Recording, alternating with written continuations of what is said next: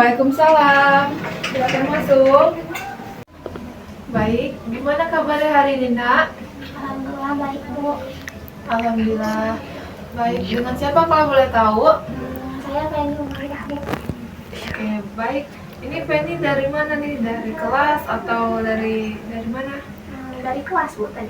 Oh, dari kelas ya. Iya, dari kelas.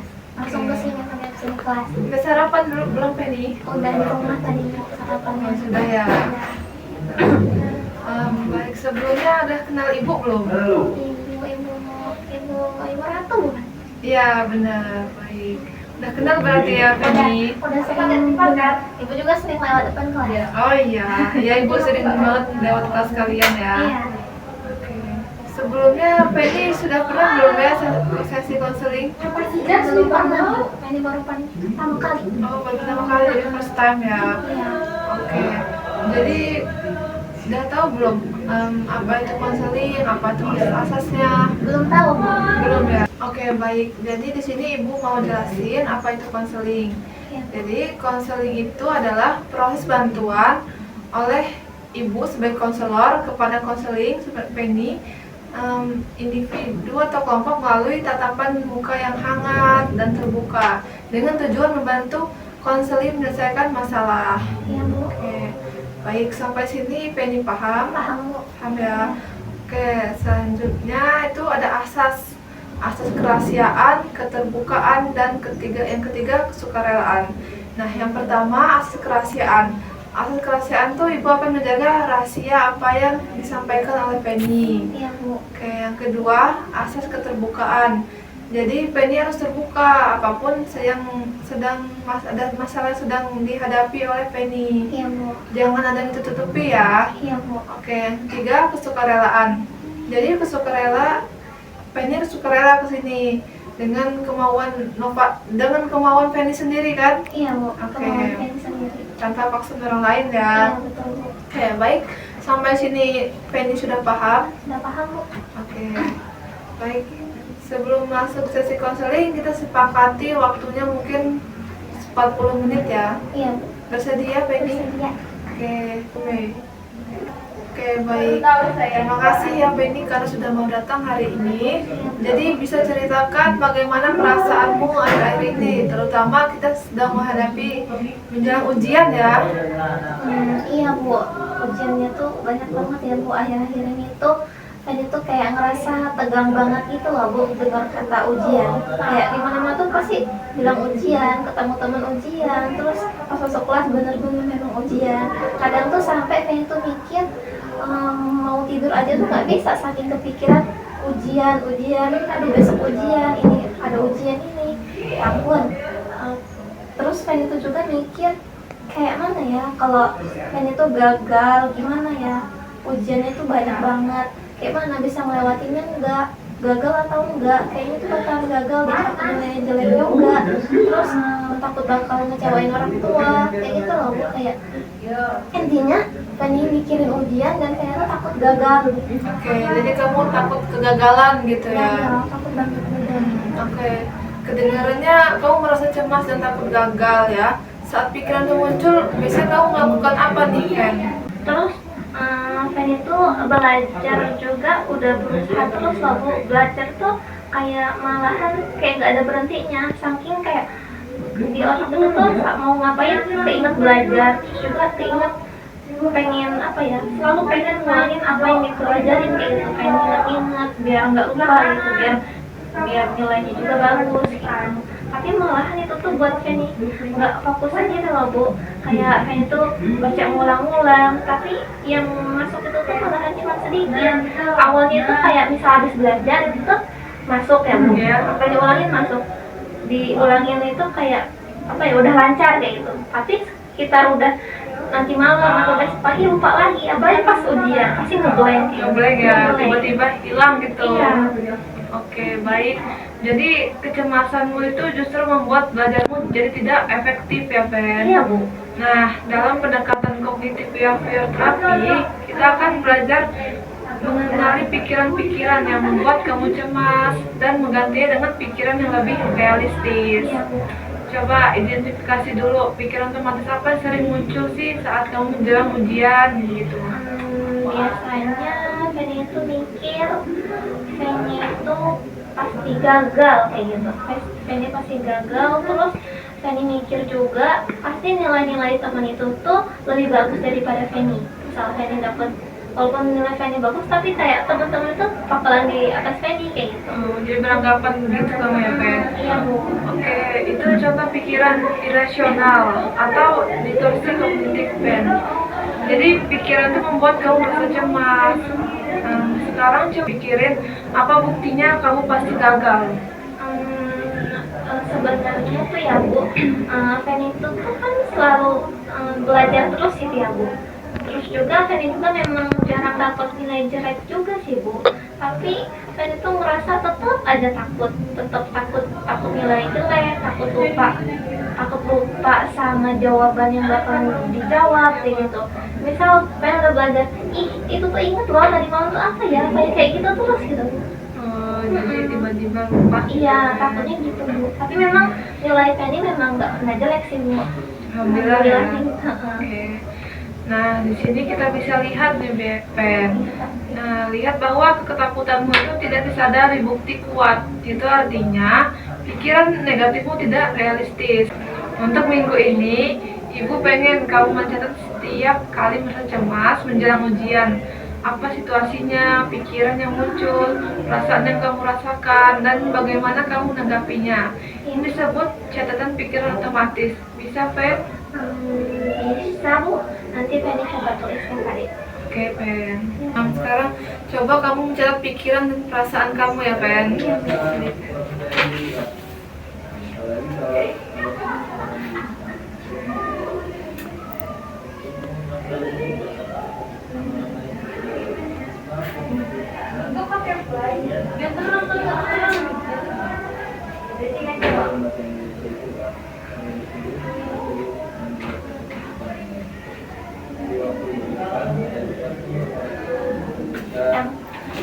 Terima kasih, Pen. Oke, Pen. Jadi sekarang Ibu mau tahu nih apa yang kamu catat pikiran dan perasaanmu tadi. Coba kamu sebutkan ya, Pen. Iya Bu, Fanny tulis tadi itu misalnya ya Bu ya, misal waktu ibu guru itu bilang minggu depan itu ujian, terus Fanny tuh langsung di situ tuh langsung panik, ya ampun besok ujian, apa yang dipelajari kayak gini, pasti mikirin pelajaran itu tuh pasti banyak banget yang mau dipelajarin, apalagi kalau nggak kasih kisi-kisi pastinya kayak kebingungan gitu loh. Lebih susah, Iya. rumit gitu. Dan juga kan guru-guru tuh memang beda-beda ya, kadang ada yang kasih kisi-kisi, kadang enggak. Terus itu pikiran Fanny yang muncul, yang Fanny tulis tadi itu tuh Fanny bilang Fanny nggak siap, terus Fanny bilang pasti gagal, aku nggak siap pasti gagal. Tapi Fanny juga coba belajar sih Bu, nggak ternyata tuh bisa nggak gitu juga, tapi Fanny selalu mikirnya aku tuh nggak siap, pasti gagal. Ya, bagus, Pen. Jadi bagus sekali itu, Pen. Jadi sekarang coba kita akan menggunakan teknik cognitive restructuring atau restrukturasi kognitif, yaitu mengubah pikiran negatif menjadi pikiran yang lebih realistis. Mari, saat kamu berpikir aku pasti gagal, apakah ada bukti yang mendukung pikiran itu, Pen? Kayaknya sih nggak ada ya Bu ya. Karena Fanny itu ya Bu, sebelum Fanny khawatir hasilnya juga, tapi Fanny tuh pengen nilainya itu tuh bagus gitu loh Bu. Fanny tuh memang khawatir, tapi hasilnya tuh tetap bagus gitu. Oke. Jadi tetap bagus pokoknya nilainya itu ya. Bagus, Pen. Itu reframing atau membingkai ulang pikiran negatif menjadi realistis dan positif. Nah, berarti buktinya tidak mendukung pikiran negatif itu. Sekarang coba ubah pikiran itu jadi pikiran yang lebih rasional ya, Pen. Lebih rasional ya Bu. Mungkin jadi misalnya aku tuh Fanny itu sudah belajar dan berusaha, jadi peluang berhasilnya Fanny dapat nilai besar itu tuh pasti ada. Pasti ada ya, karena Fanny udah belajar. Bagus, Pen. itu adalah reframing. Iya Bu. Jadi atau memingkai ulang pikiran negatif menjadi realistis dan positif. Nah, selain itu, Bu ajarkan ya satu teknik relaksasi pernapasan untuk membantu kamu ketika kecemasan meningkat. Nah, coba baik sekarang mau kita coba. Mau banget Bu. Oke, sekarang Mau banget. oke. Baik, tarik nafas. Tahan 2 detik, lalu hembuskan secara perlahan, Pen. Oke. Itu bisa kamu ulang-ulang gitu ya setiap Iya. kali saat kamu merasa kayak tidak lebih tenang, itu bisa kamu mencobanya. Iya. Teknik apa, Pen? Tarik nafas, relaksasi. Iya, benar, relaksasi ya. Gimana perasaannya jadinya? Lebih tenang gitu Bu, kayak Lebih- lebih lega juga, mikir-mikir itu kayak lebih hilang sedikit. Oke. Jadi itu bisa kamu lakukan sebelum belajar atau saat mulai panik ya. Iya. Yang Ibu bilang tadi. Jadi ini bagian dari teknik behavior, yaitu mengatur respon tubuh terhadap stres. Ujian sudah semakin dekat ya, friend. Iya Bu, betul. Ujian tuh udah deket banget. Tapi ini nggak kayak waktu itu, kayak ngerasa itu tuh sekarang tuh mikir walaupun ujian ini tuh udah ngerasa kayak lebih tenang gitu loh Bu. Walaupun panik ya Bu ya. Tapi kayak yang Ibu bilang tadi, relaksasi, tarik nafas kayaknya itu bakalan ngebantu banget ya Bu. Apalagi Fanny bilang ke diri Fanny sendiri kalau Fanny tuh mampu kok, nggak perlu panik kayak kemarin. Panik itu kayak nggak ada gunanya gitu loh Bu, kayak malahan buat diri Fanny pusing sendiri, padahal kan kalau dijalanin aja biasa aja. Oke. Wah, itu luar biasa sekali ya, Fen. Itu artinya kamu mulai menerapkan self talk positif. Itu salah satu teknik CBT yang efektif, Fen. Itu satu Iya. Oke, sekarang mari kita bahas perilaku yang bisa mendukung pikiran positifmu. Misalnya bagaimana kamu mengatur waktu belajar sih, Pen? Ibu mau tahu bagaimana. waktu belajar ya Bu. Iya.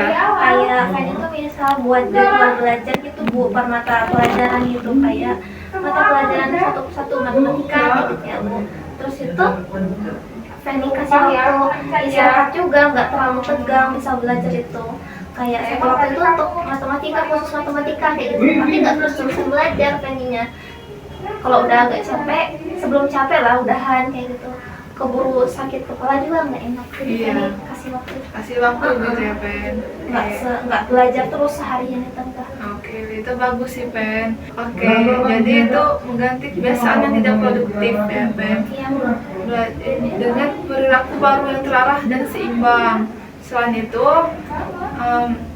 Ibu juga ingin kamu mulai eksposur bertahap pada situasi yang membuatmu cemas. Misalnya coba ikut latihan ujian simulasi dan perhatikan bagaimana mengatur kecemasan kamu, Pen.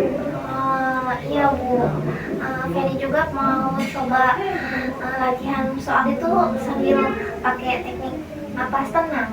Oke. Kayak ternyata ngerjain soal juga kalau napas kita tenang itu ngerjainnya juga tenang. Tenang, Heeh. ya benar, bagus sekali, Pen. Oke, jadi mungkin sudah cukup ya, Pen. Jadi Ibu mau tahu nih apa yang Penny dapatkan dari ini yang kita sudah bahas tadi ya.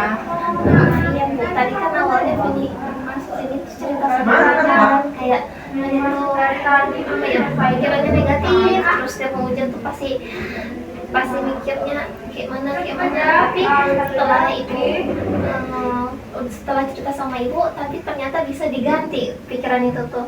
Tadinya Fanny tuh mikir negatif terus, kayak mana ya cara nyelesain ini tuh, kayak nggak bakalan selesai loh pikiran negatif ini. Masa setiap ketemu semester siap mau ujian itu pasti tegang kayak gitu, Panik. Iya, panik. Dan juga ibu tadi bilang ke Fanny supaya atur napas, terus juga Fanny juga harus berusaha untuk mengubah pikiran yang tadinya Fanny buat Fanny sendiri nggak tenang, bisa buat Fanny tenang kayak gitu. Tenang, oke. Lebih ke self talk diri Fanny sendiri, untuk diri Fanny sendiri. Ya, mungkin kamu juga bisa, kalau kamu bisa berhasil ini, kamu bisa save reward Pen. Sampai buat Iya. gimana tuh? Save reward itu mungkin kamu bisa beli apapun yang sedang kamu inginkan sekarang ini gitu.